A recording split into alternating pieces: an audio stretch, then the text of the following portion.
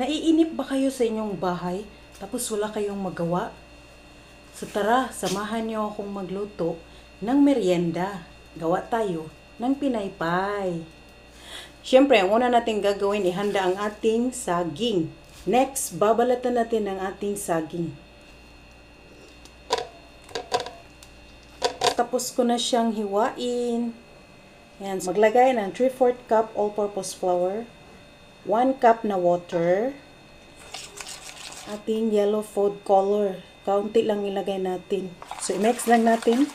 So, kapag ganito na ang ating consistency, so pwede na tayong mag-coat ng ating pinaypay. Pwede na tayong maglagay ng ating mantika. So, ito yung ating pang-coat ng ating saging. At ito naman ang ating saging. At ilalagay natin siya sa ating kawali. Pwede na natin siyang hanguin.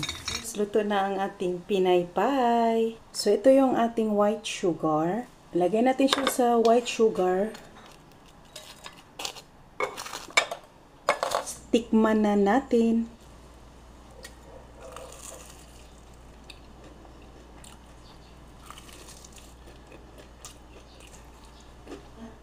Pwedeng-pwede mo rin itong pang negosyo.